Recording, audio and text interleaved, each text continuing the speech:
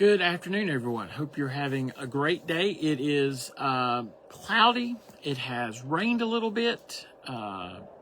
These are all good things for which we have prayed for.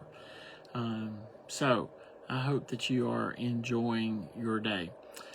In this month's newsletter, this month being July is what I'm going to articulate, I talk about the passage in Romans 12 where Paul calls us to be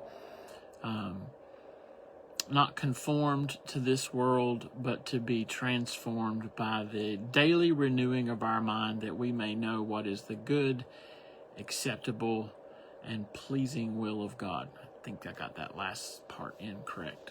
There's three descriptors there for the will of God.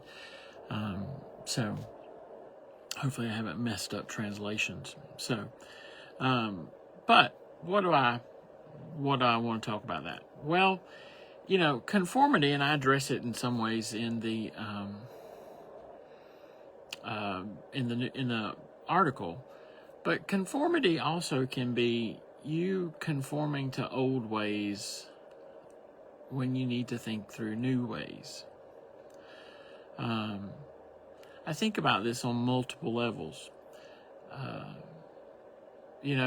I think in terms of folks who maybe have grown up with one lifestyle and they can't quite get used to another lifestyle, such as, friends who maybe have grown up with not a lot and really never got out of that mindset.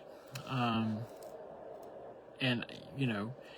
not saying to be not frugal, but I am saying that sometimes we need to understand a different mindset. Sometimes we come into things like church life, and we have come from a church that has known a lot of toxicity, and we need to understand that we're now in a healthy church, and we don't need to bring that toxicity to us. As I have pondered 21 years this past month, this month, I guess I'm still in June, 21 years of ordained ministry, I have thought about this fact that sometimes I am in situations which remind me of other situations that I have been in my career. And those situations didn't always go well. Pastoral ministry is not for the faint of heart, and certainly you can get wounds throughout that process. And so that level of trauma will sort of stick with you. And you'll think in the midst of a situation, this is going to be a repeat. It's not wrong to think that from time to time, to be aware.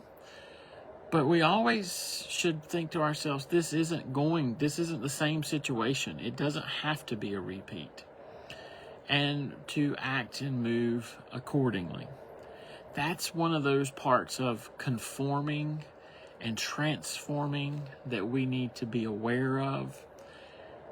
And I'm not always good at that.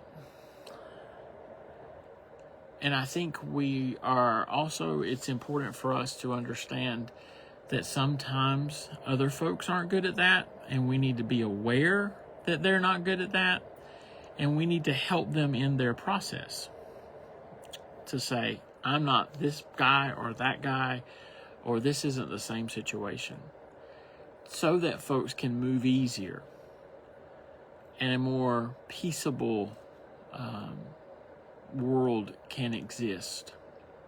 I think part of the problem of history is that it is always good to look back at the references to history, but we also need to understand that situations are different. There are not exact parallels. And we need to move forward in that. And as we do, we need to understand that all of our actions should tend to one thing: grace abounding. Because that is always the good, pleasing, and perfect will of God, that grace would abound. He is full of mercy. His mercies are new every morning. Grace abounds. And let that be the key to our daily renewing of our mind, our inability to confirmation, and our hope that each moment is a better day. I look forward to seeing you on Sunday. We'll be in Mark 4 with storm on the Sea of Galilee. And as we are there, I do hope you'll join us. Until then, take care. God bless. And remember, grace does abound.